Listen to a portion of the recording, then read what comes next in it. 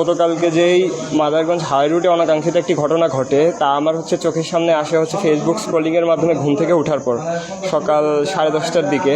তো জিনিসটি দেখার পর স্বভাবতই সকলেরই বিষয়টি নিয়ে দুঃখিত হওয়ার কারণ মাদারগঞ্জের মতো একটি ফেমাস যেই জায়গা সেটা মাদারগঞ্জ হাই রুট।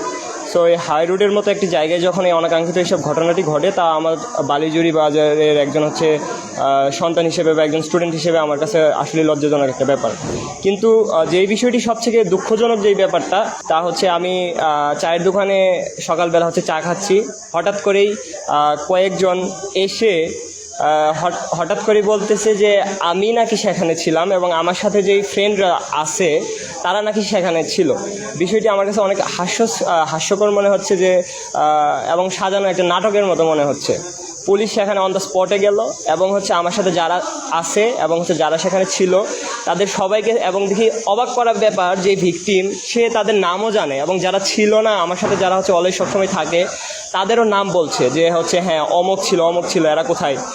আমরা 5 তারিখ পরবর্তী সময়ে এমন বাংলাদেশ কখনোই পরিকল্পনা বা আশা কখনোই করিনি যে বাংলাদেশের সাধারণ নাগরিক হিসেবে সে দেশের মানুষকে আইনি জটিলতার হয়রানির শিকার হতে হবে।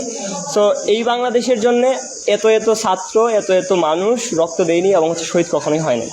কেউ যাতে কখনো এই অপরাজনীতির যাতে শিকার না হয়। আর এই যে পুলিশ এভাবে হেনস্থার শিকার করে একজনকে, প্রমাণও হয়নি যে সে সেখানে ছিল নাকি না ছিল। হ্যাঁ, যদি থাকি তাহলে হ্যাঁ আমি নিজে যেই শাস্তি হবে তা আমি মাথা পেতে নেব। আমার এখন তো মডার্ন যুগ, এখন তো সেই আদি যুগ না যে কাউকে ট্রেস করে বের করা যাবে না সে অন দ্য টাইমে কোথায় কে ছিল। এটা আমার মোবাইল নাম্বার আছে, আমার সিম আছে, অ্যান্ড্রয়েড ফোন। সো এখানে ইজিলি ট্রেস করে বোঝানো যাবে যে সেই টাইমে আমি কোথায় ছিলাম, আমি কি আদৌ সেই অন দ্য স্পটে ছিলাম কি না, বাসায় ছিলাম নাকি কোথায় ছিলাম, তারা আইডেন্টিফাই করতে পারবে। তো এই আইডেন্টিফাই করার আগেই আপনারা নিরীহ একজন মানুষকে এভাবে হেনস্থা করেন তাহলে এটা অত্যন্ত দুঃখের বিষয় এবং আমরা এই রাজনীতি কখনো দেখতে চাইনি।